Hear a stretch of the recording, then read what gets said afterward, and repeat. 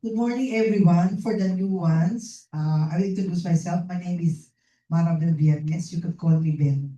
Okay. Usually in Verbum Day, we tackle the readings of the upcoming Sunday. But last week, Father Michael decided to start the new year, making it different. So he was discussing about the baptism for our Lord Jesus Christ.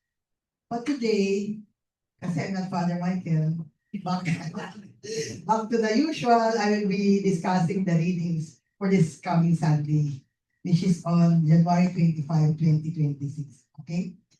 Uh, this Sunday is the third Sunday in Ordinary Time. So, my my key theme for today will be the following. Jesus is the fulfillment of God's promise.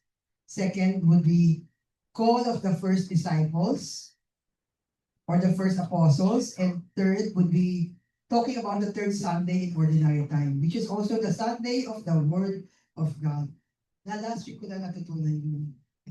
Anyway, for the first theme, di ba, it says there that Jesus is the fulfillment of God's promise. Allow me first to give you a little background of what happened during that time. Uh, During the time, it was called the dark times by Isaiah, because the land of Naphtali and Zebulun was invaded by the Assyrian Empire at the time. The people that time were suffering. Siyempre naman, when you're in war, siyempre, di ba, you have this feeling of defeat, di ba, confusion, fear, maraming feelings sila. But mostly, according to Isaiah, parang they lost their hope, their faith. They had this, what you call as spiritual unfaithfulness. However, there was a prophecy from the prophet Isaiah saying that it will not last because somebody is coming who will become the light in their darkness. So, when you look at Matthew chapter 4, verse 13 to 14, it's specifically stated there. As stated, he left Nazareth, meaning to say, Jesus Christ left Nazareth and went to live in Capernaum by the sea in the region of Zebulun and Naphtali. So very specific, di ba? That was that what has been said through Isaiah the prophet might be fulfilled. Ibig sabihin, the prophecy is not just saying something about an incident, but Isaiah was talking about the person in Jesus Christ, that he will become the light in the darkness of those two places. Then the question is, what's the relevance ba of that, di ba? Of this darkness and light? Nowadays, maraming relevance yan because nowadays, napakaraming darkness, di ba? Ang daming confusion, ang daming depression. The real war is not outside. But there's parang threat nitong gulo-gulo. But talagang now, the real war is within us. How we react with what's happening around us, it's in our hearts, in our minds, di ba? Sobrang daming divisions, di ba? Like in the second reading, di ba? Parang they were all Christians, but they have, one is for Apollo, one is for ganyan, iba-iba, di ba? Divisions.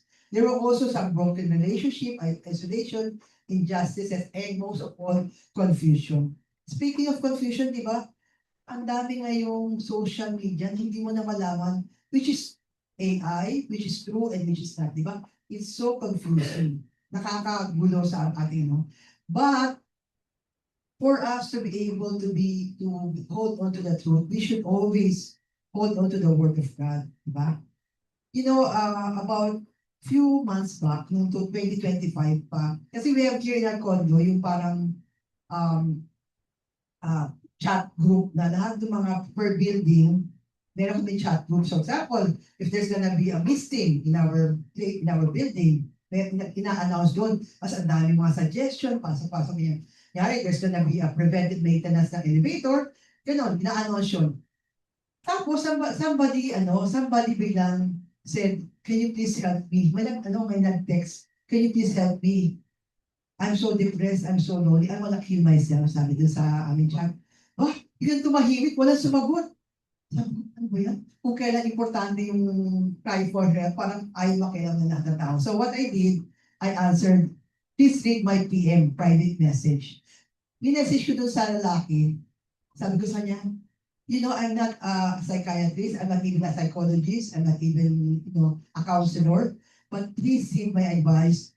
Gabi na kasi nun eh, go to a hospital and then look for their mental health department. Baka kailangan mo lang ng gamot, baka or something, kasi hindi ko alam. So what he did naman. And then the next day, I learned that he's a 31-year-old guy na, na parang yata nagkaroon sila ng problema ng girlfriend niya matagal na, naghiwalay or something. You know, he was in darkness. He was in darkness. And I'm so happy na being a member of his community. Somehow I brought light because maski na hindi ako psychiatrist, at sabi ko sa'yo, punta ka doon sa doktor kasi di ba yun namang expert, di ba? But, talagang marami all around us. If you will just be sensitive, you will see a lot of people are in darkness. Iba-iba, may mayaman, dami rin problema, mahirap. Yung simpleng pakakainla, problema nila yan. And we should always try our best to become the light in this, sa dark times ng mga tao. Diba? And what is the best way for us to be able to be the light for other people? The best way for us is for us to give the word of God. Kasi that's the most powerful weapon. That's the truth, di ba? When we walk with Him, from the start of our day, we can finish our day anchored in the truth of what He wants us to do and who He has called us to be. Remember, di ba? Last week, Father Michael, you said, we should ask the Lord, Lord, what do you want us to do? Ang problema, do you want to ask that? Baka ayaw niyo. Baka ayaw tanongin niyo kasi baka magawin kayo ng ayaw niyo. Sometimes you don't want to get beyond our comfort zones, di ba? Maybe you should also pray, Lord, give me the courage to ask what you want me to do today. Di ba? This is the reason why we ask here, di ba? Di ba, charism of Verbum Dei is to spread the word of God. This is why we are needed as disciples of Christ. For us to be the light to the darkness of others.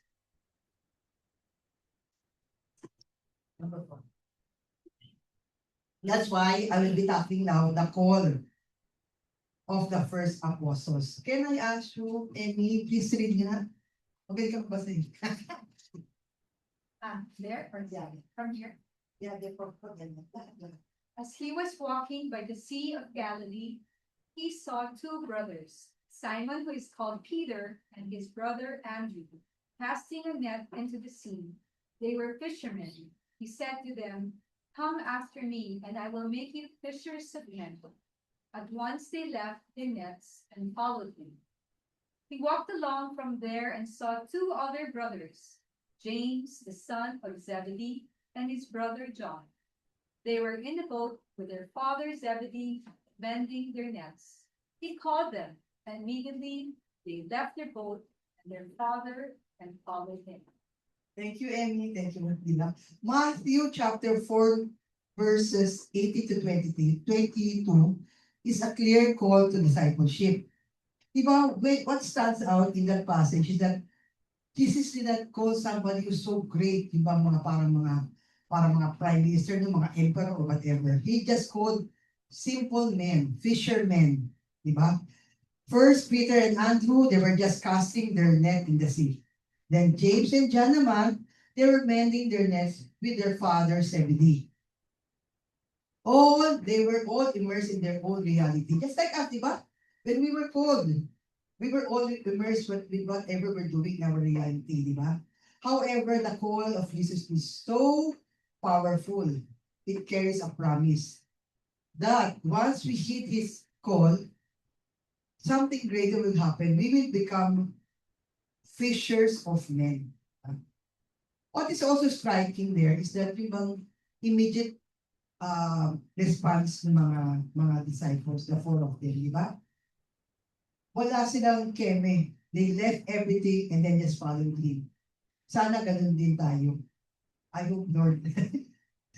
You know, God calls us not because we are great achievers. He calls us because it is from His grace. because it is a gift from Him that we will be able to serve Him. Especially us daw, di ba? Sometimes we question, bakit nagawa ko every Wednesday dito, 9 to 11, di ba? Kasi there's this seed in us, in our hearts, that we wanted to serve Him, we wanted to know Him more, di ba? Kaya sometimes we ask ourselves, how come I am here, di ba? And sometimes we even wanted this to be shared by our family. No, minsan, ayaw magsipakinig sa atin, di ba? There are times na ganun din. But in us, we are so grace-filled kasi na nagkakaroon tayo ng sin na we wanted to do more for Him, we wanted to know Him more, di ba? So I believe all of us are called, but few are chosen. And I believe yung mga mukha ninyo, tsaka yung mukha ko, tayo yung chosen eh. Di ba? Kasi I feel na na He's drawing us to something greater, di ba? All we need, believe me, is just to say yes. And if whenever we say yes, maniwala kayo, He's gonna follow through. Just like today. Sabi ko, bakit nga ba ako nakapagsabi-sabi ko? Kasi dahil ginagawa, sabi ko, hindi ko na alam. Pero, na-follow through, nagawa ko. Guidelines na to, di ba? Tapos, ito naman, ito naman sasabi ni Lord na, when you hit His call, it doesn't necessarily mean that you need to, to do something na extraordinary para bang yung something great na ikaw na yung pinaka-preacher ng buong Pilipinas. Hindi na necessarily. Yung simple lang eh. For example, in this group, di ba? You never know that one word or one version that I cited would have struck somebody because we have different realities eh. Hindi ko alam pinagdadaanan nyo at hindi ko rin pinagdadaanan ko, di ba? Who knows that the word that I will be saying is something that will touch you, di ba? Ganon. That's how the Lord works eh. He uses us, and if we say yes, believe me, He's gonna be the one doing the work eventually. Diba? I've been with Verbum Deva for so many years, but still up to now, I will still shy away from doing the guidelines. But He said, you do it, diba? So I have to do it. Last week, diba, Father Michael, he said something about don't be lukewarm because your faith might, I will tell you a story. Di ba? Kasi when you say yes to God, hindi lang niya inaalagaan yung mga tao na nakikinig. Inaalagaan niya yung family mo. Because of me learning how to pray with the Word of God, I've been praying for so long na isang bagay. And then, the day before my guidelines today, I received a very nice, news from my son. Kasi my youngest son wanted to have children, magkaroon ng anak. Ang tagal na nila kung asawa. Pero wala talaga, hindi sila nakakaanak. And then, yesterday, I received a word from Shaq. He said, Mom, positive na si Faith. Lola? Thank you, Lord. Thank you, Lord. Di ba parang dahil sa prayer ko, with the word of God, yun talaga inaasam-asam nila. Di ba sometimes we pray because not for ourselves, but from the people around us. And then He answers. And I believe because of my saying yes to Him. And also, because of me learning about the Word of God, nakakatulong lang hindi sa others din sa family mo. Mga few weeks ago, meron akong second daughters, Natalie. Ang hilig doon sa pets, may aso na yun, may pusa, at may rodent pa siya, may guinea pig pa siya, meron siyang daga. Tapos, sabi niya sa akin, Ma'am, yung daga ko parang mamamatay na. Pray for me, Raquel. Nagpunta po towards. Yung guinea pig siya sa dahilan ng buhay niya eh. Pero pray naman ako. Sa dahilan sa'yo, tanong matay. Tapos nag-post siya sa Facebook, sabi niya sa Facebook, I thought there's such thing as miracle as what she used to say. Pero walang miracle. Sabi niya, kasi namatay yung kanyang taga eh. And then, hindi yung kanyang ginibig. And then, I let it slide muna for few days. Kasi parang ako narinig dyan, bakit walang miracle, hindi nabuhay yung kanyang rodent. And then I told her, anak, sabi niya, when we pray, it doesn't have to be our way. when you pray maski na for healing or anything, you have to say if it's your will, Lord. Malay mo yan, kailangan niya siya magpunta sa mga heaven ng mga Lord. Sabi ko sa kanya, sabi ko sa na ano mo, hindi pa yung mga ganyan, yung sinag-joke lang, di ba? Dahil sa ano mo yung word of God, you're able to to help your children, di ba? Kailangan. So, yun, ang ganda talaga if you say yes to the Lord, di ba? Sabi nga sa Matthew chapter 28:19 to 20, importante talaga na we become disciples of Christ. Kasi it says, go therefore and make disciples of all nations. So yan ako, pagka nagkaroon siya kaibigan na namatay din yung kanyang ulit, sabi niya rin na, it's the will of God. Hindi yung ganon. Anyway, that is why, di ba, I feel so honored talaga kasi nga on my third topic today. Kasi I feel so honored because I was able to talk about the need to spread the word of God. Since this Sunday is the third Sunday of ordinary time.